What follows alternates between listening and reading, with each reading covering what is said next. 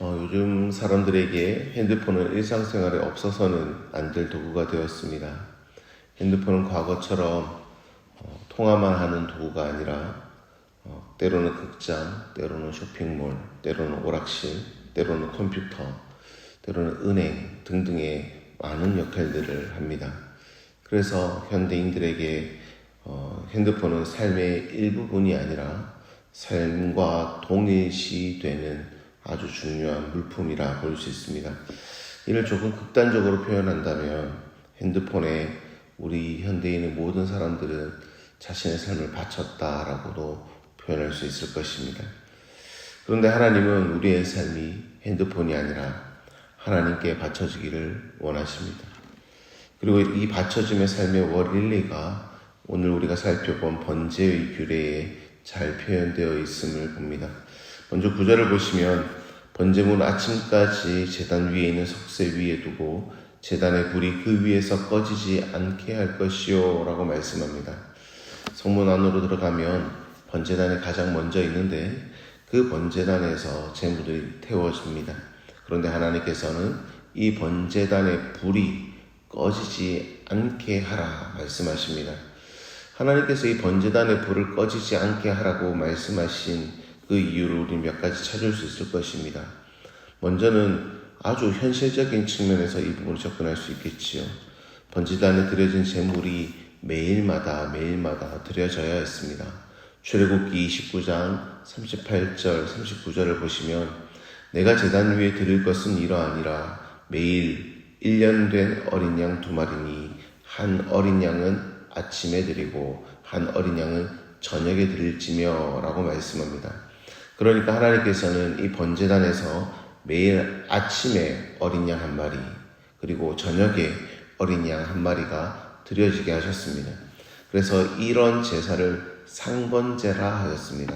매일 항상 드려지는 제사라는 의미입니다.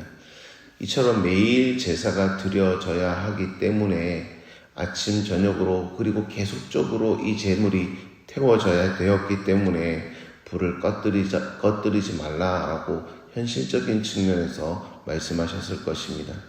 그리고 하나님께서 이 제단에 불을 꺼뜨리지 말라고 하신 영적인 의미도 우리는 찾아볼 수 있을 것입니다. 성막 안에 제단의 불이 늘 타고 있습니다. 하나님께서는 이 제물의 연기를 향기로운 냄새로 받으셨습니다. 그리고 출애굽기 29장 41절 42절 보시면 한 어린 양은 저녁 때 드리되 아침에 한 것처럼 소제와 전제를 그것과 함께 드려 향기로운 냄새가 되게 하여 여호와께 화제로 삼을지니 이는 너희가 대대로 여호와 앞 회막문에서 드릴 번제라. 내가 거기서 너희와 만나고 내게 말하리라. 이렇게 말씀하십니다. 즉 하나님께서 이 제물을 기뻐하셨고 이 제물이 드려지는 곳에서 그의 백성들을 만나고 그의 백성들에게 말씀하시겠다고 하셨습니다. 그러니까 이 제물이 드려지는 이 번제단의 장소는 하나님과 백성의 교제의 장소, 만남의 장소라고 할 수 있습니다. 지금 우리는 더 이상 이 번제물을 하나님께 드리지 않습니다. 소를 가지고 와서, 양을 가지고 와서, 곡식을 가지고 와서 그 앞에 태움의 제사를 우리는 더 이상 드리지 않습니다. 하지만 로마서 12장 1절에서 바울사도는 이렇게 말합니다. 그러므로 형제들아 내가 하나님의 모든 자비하심으로 너희를 권하노니 너희 몸을 하나님이 기뻐하시는 거룩한 산 제물로 드리라. 이는 너희가 드릴 영적 예배니라. 이제 우리 몸이 주님이 거하시는 거룩한 성전이 되었습니다. 우리가 성막으로 나아가서 더 이상 이 제사를 드리지 않아도 우리 몸이 이미 주님이 거하시는 성전이 되었습니다. 우리 안에 우리 성령 하나님께서 거하십니다. 때문에 이제는 우리 안에 이 불이 꺼지지 않도록 해야 됩니다. 그리고 이 제단은 하나님과 교제하는 곳이라고 했습니다. 그렇다면 우리는 어떻게 하나님과 교제할 수 있습니까? 우리의 힘으로 하나님과 교제할 수 있습니까? 결코 그렇지 않습니다. 성령 하나님의 도우심으로 하나님과 교제합니다. 그럼 우리는 성령 하나님의 충만하심에 늘 참여할 수 있어야 합니다. 즉 성령의 불이 우리 안에 단 한시도 꺼지지 않도록 하는 것, 주 하나님을 온전히 의지하는 삶을 계속적으로 살아가는 것, 내 힘으로 살려고 하는 의지를 꺼뜨리고 온전히 하나님의 인도하심을 따라 살아가려고 하는 우리의 그런 결심들, 우리의 그런 노력들이 우리의 삶 가운데 늘 있어야 할 것입니다.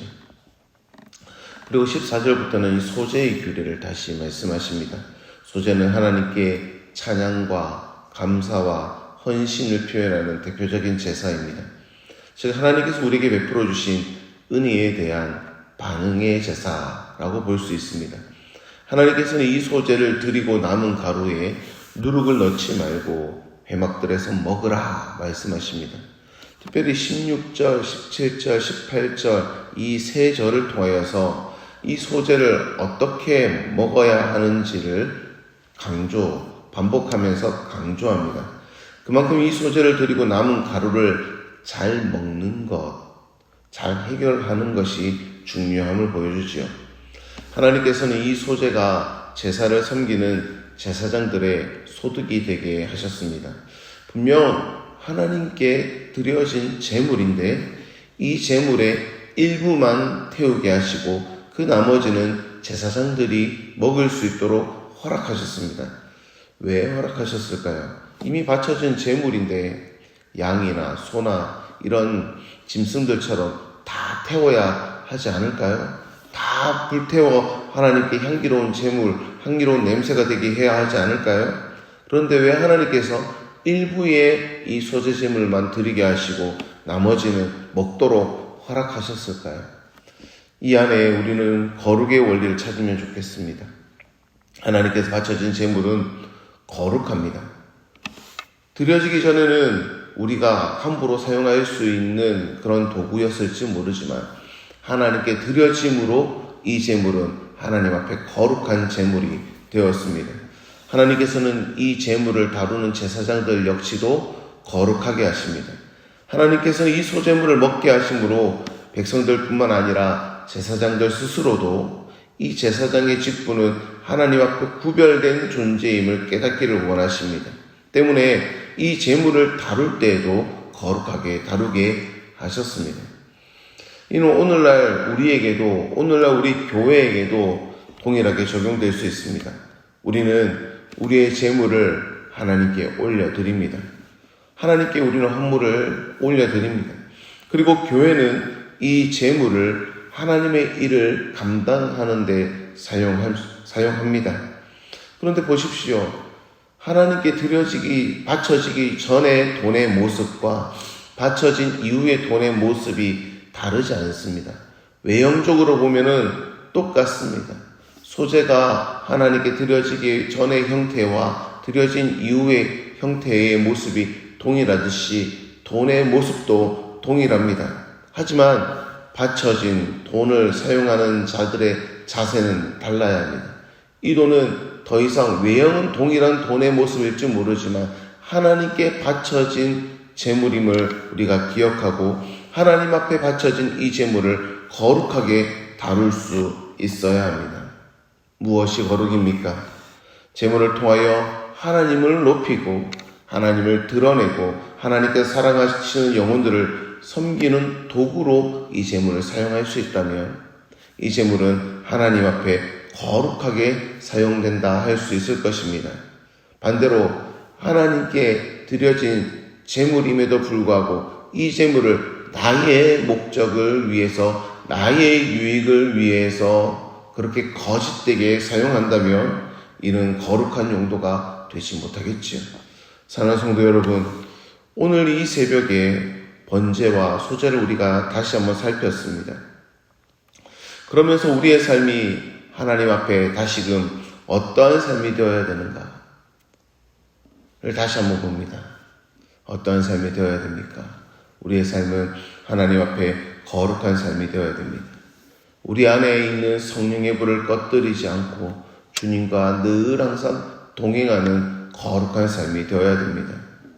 소재를 하나님께 나누게 하셨던 것처럼 우리 안에 하나님께 바쳐진 이 제물이 거룩하게 사용되어야 되는 것처럼 우리의 삶 또한 하나님 앞에 또한 거룩하게 사용되어야 됨을 우리가 또한 살펴보게 됩니다.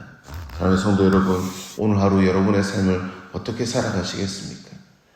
우리의 모습은, 우리의 외형은 예수 그리스도를 믿기 전과 믿는 후의 모습으로 동일합니다. 하지만 우리의 모습, 우리의 걸음들, 우리의 말, 우리의 행실은 주 앞에서 달라야 할 것입니다. 거룩한 제물로 드려진 제물처럼 하나님 앞에서 거룩한 삶을 살아가는 우리 모든 성도 여러분들 되시기를 주의 이름으로 축복합니다. 기도하겠습니다. 기도할 때에 하나님, 오늘 저의 육체를, 저의 입술을, 저의 모든 행실을 주의 거룩한 제물로 올려드리오니 하나님 앞에 드려진 제물에 합당한 모습으로 살아갈 수 있도록 은혜를 베풀어 달라고 함께 기도하며 나아갑시다. 또한 교회를 위해 기도하며 나아갈 때에 우리 안에 온전하게 살아가지 못하는, 하나님 앞에 바른 결단으로 살아가지 못하는 성도들이 있다면 하나님께서 그들에게 힘과 능력과 용기를 허락하셔서 하나님의 백성대로 살아갈 수 있는 우리 모든 성도들 될 수 있게 해달라고 함께 기도하며 나아가겠습니다. 기도하시고 평안히 돌아가시기를 바랍니다.